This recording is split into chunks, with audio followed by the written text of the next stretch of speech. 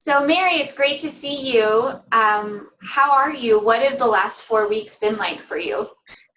Great to see you too, Amy. It's been a little crazy, to say the least. A lot of uncertainty and a lot of questions about what was my business strategy, what should my business strategy be, and what does the future look like?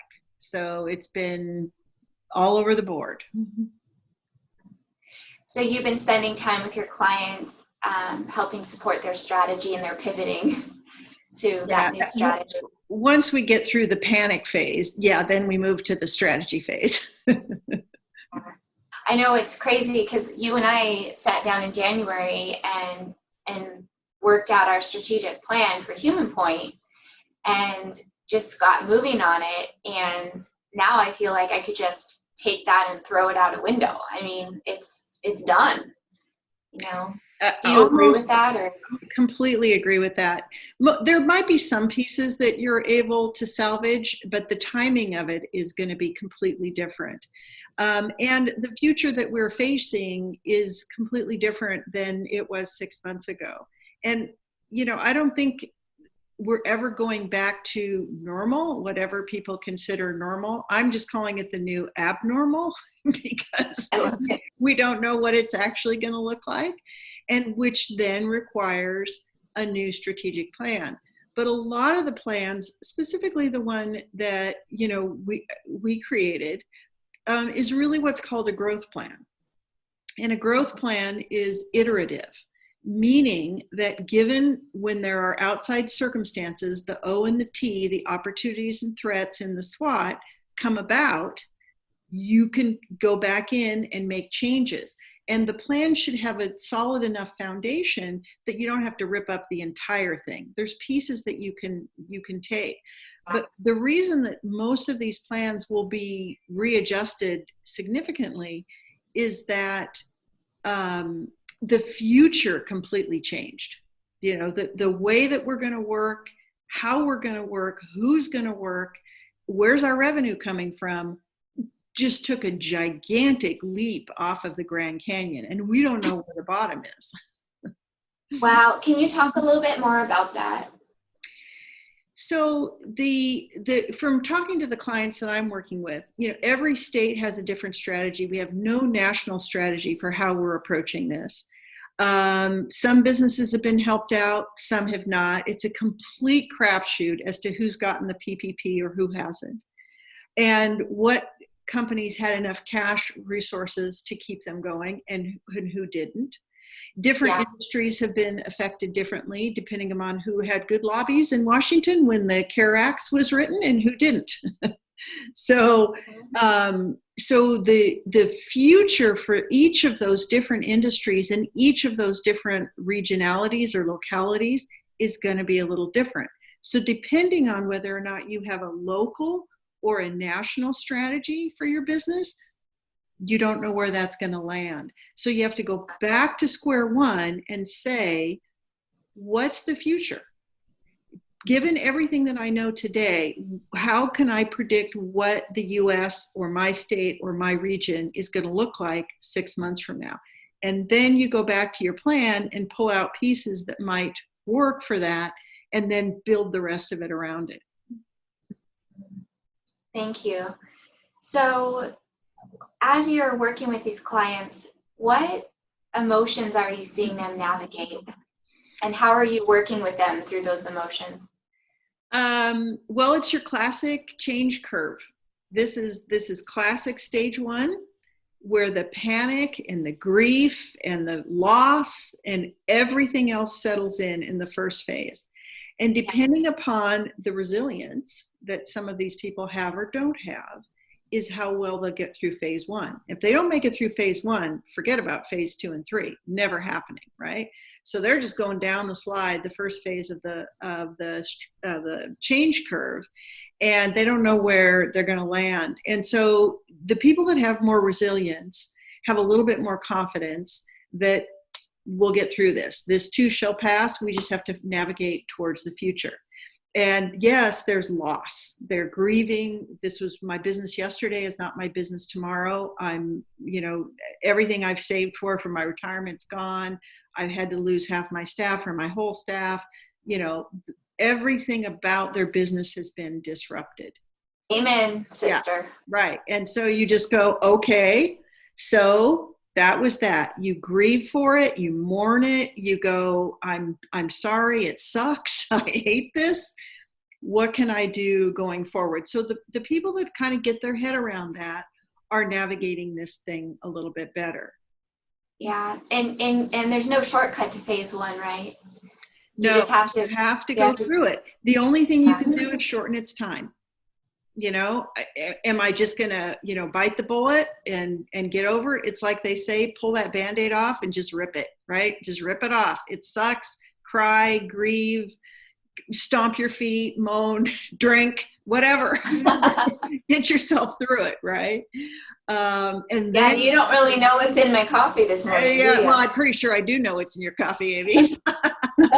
Little Bailey's, Kahlua, maybe. I'm Irish, so we have a special way of making coffee. Yeah, there you go. Well, that goes back to what you said a moment ago about the strategy. Kind of what you described as facing the facts, right?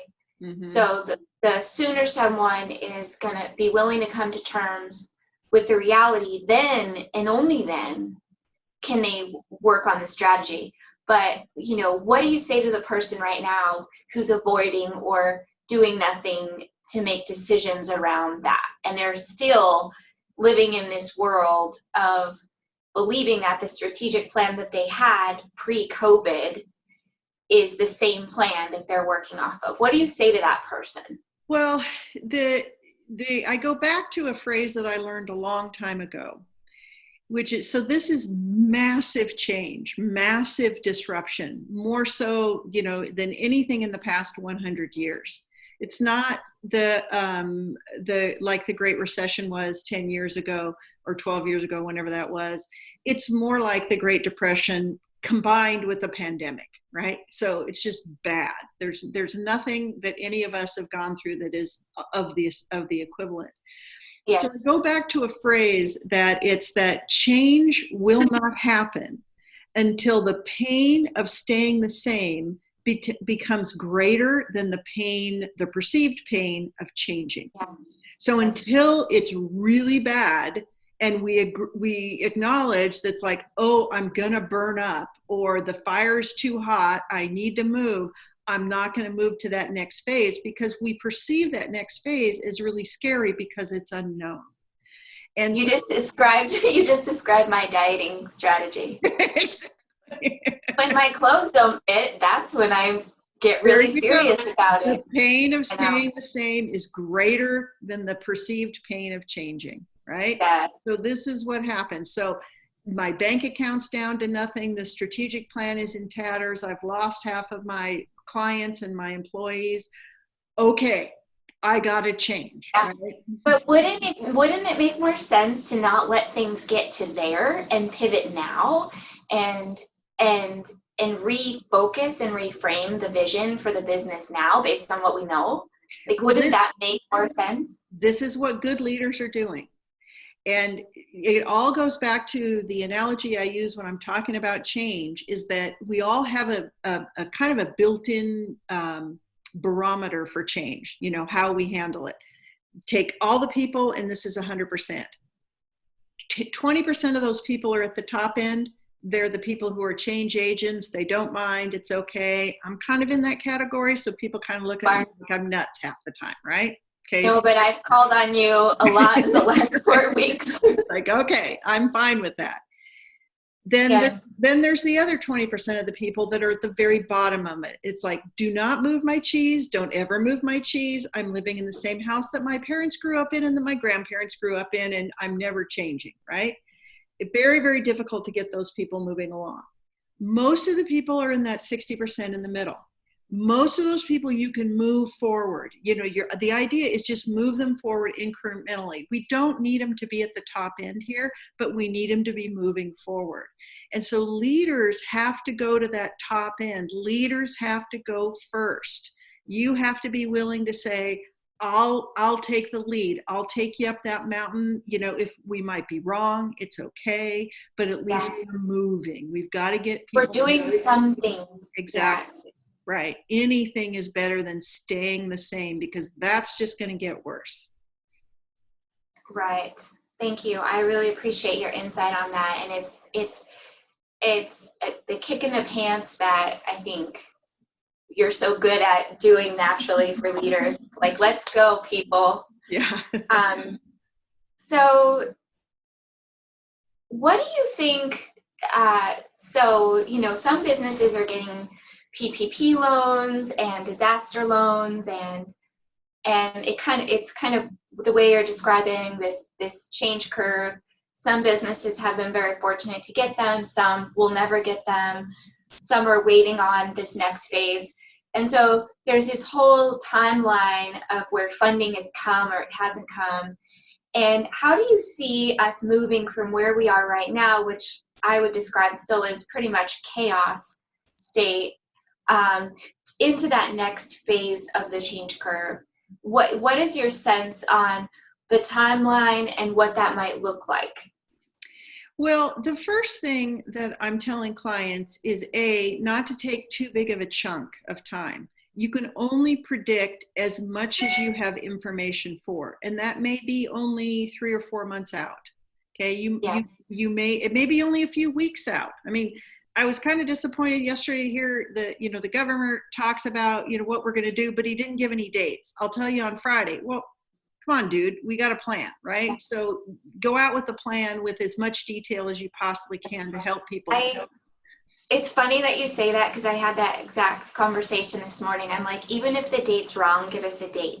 Right. Right. Even if you change it on Friday, don't come out and say it's not this date, but don't give us another date. Leadership is saying it's the 15th, and then if you hear different from your committee, by the end of the week, give an update, but don't say not this, but we don't know. That's right. Worse. I 100% agree. Right. What's going to change between Wednesday and Friday? Not much, dude. You've got as much information as you need. So help us move just make a decision. Yeah. Right. So that would have been helpful. So as much data as you can, 80% of the information, with the confidence knowing that it might change, and always leaving yourself that window to move out. This is what, based on the information I have today, this is what I think we're going to do. As I gain more information, we'll move along. But the other thing that's really important is to focus on an offensive strategy versus a defensive strategy. So tell me about that. A lot of people are going like, okay, well, I'm going to hunker down. This is how much money I have, and I'm going to keep, and I'm just going to try and keep going as we were. As you were is gone. Don't go there. Okay. So it's about, what are my opportunities? What are the opportunities given what we know today? So in our consulting world, what do clients need? Well, they're going to need more help with strategic plans. We've been focusing on leadership development and group coaching, but we're going to have to move into strategy, because that's where clients are going to be. And we're also going to have to help people navigate through this, because there's a huge range of emotions that people are having, both good and bad, with this whole thing. So what are the emotional processing of the change management? Correct. And it's the equivalent of holding a CEO's hand, basically, is what this is.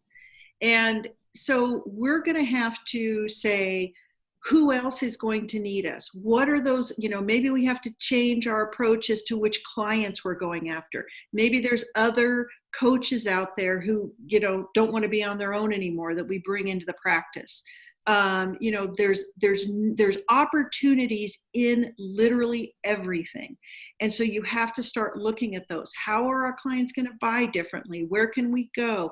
Are there acquisition opportunities? Do we really need that office? I don't know. Maybe we don't anymore. Maybe, everybody's to a virtual world. That is such a good question, isn't it? I have that huge question in my mind about physical space. And now that we've had this case study that has proven that many businesses that didn't think that they could work remotely can, which, you know, some are surprised, and even some CEOs have come out and said, wow, I was wrong, you know, Right. my team could do it. So then what does the future look like for those individuals going back to work? So Right. you've described this world where once we sort of grieve the past, we can look at how we can make lemons out of lemonade. Correct. And it's we adapted. Human beings are very adaptive. So boom, you know, once we realized the scope of the, change and the disease and how it was affecting everybody, whoosh, we went into, complete lockdown. I don't think it was overkill. I think it was probably a good idea. Now, what we have to do is say, okay, that was pretty quick. We were able to adapt to that pretty quickly. What of those things that we chose to do are things we want to keep moving forward, right? We don't want to abandon them all, because some of them are actually working kind of good. Things that we never thought possible are actually possible. Will this save me money in the organization? Does this provide more flexibility for my employees? Does it save traffic and gas? Because not everybody has to get up every day and go into the office. Could we do a shared schedule where they're half home, half there? How might this work? You know, and there's a lot of CEOs who, okay, I'm not a spring chicken, my age or so, I don't, but a lot of them had this belief, oh, you can't trust people if they're working from home. If I can't see them, they're not working, which for a long time I've said is complete nonsense. And now they're getting an opportunity to see it does work. It works just fine. And you can trust people if you've hired the right people. If you haven't, well, then you can't trust them anyway. Right. And this is another test of the talent in your organization today, right? How is the resilience level of your company, not just the leader, but the collective organization? Yeah, and it's people. How are they dealing with this? Are they panicking? Are they bringing people together? You'll see leadership pop up in this. It's interesting. In the '08 downturn, I saw a huge difference in companies that we work with that continue to work with us in leadership development. When the economy came back, they were in much better shape than the companies that turned it off because they felt like, oh, the market's down. We don't need to bring in more leadership right now. But the ones that kind of steady, continue to build their people, when things came back up, we saw huge growth trajectories in those companies. So what would you say to a leader right now who's thinking, I don't need to build leaders right now. We're kind of constricting, or we're getting smaller. You mentioned the strategy piece being a good focus area, but how would you tie this into leader development based on current situation? Well, if you think about it, one of my clients, how they put it was, you have EAP, or employee assistance programs, for the majority of your employees, when they get into a place where they're not quite sure what's going on. I consider what we do LOP or LAP, LAP, I guess, LAP, although that's a terrible acronym. Yeah. Anyway, leadership assistance program. Because what happens in organizations, particularly professional services organizations, what's the product that you have? The product that you have is in between the two ears of the individuals who walk in your office every day. And so that's a human being. That's a human being with a product that we're hoping to leverage and sell to our clients. And if you don't take care of that individual, you're not going to have a product to sell. And so now more than any other time is going to be an important time to take care of those people. And not just with leadership development, but just support. How can we support those individuals? And if you don't support your leaders, how can your leaders support those individuals? So it's just a cascading. Completely. It all goes all the way down. And so, I've been coaching for 20 years. In good times and in bad, the people who keep their coaches and keep the assistants are the ones who survive. It's not like, think about a basketball team or something like that. A high-level athlete doesn't stop using coaches just because the game's not being played, right? They're still practicing. They're still using their coaches all the time in the hopes that the games, they're going to be on the field sometime soon.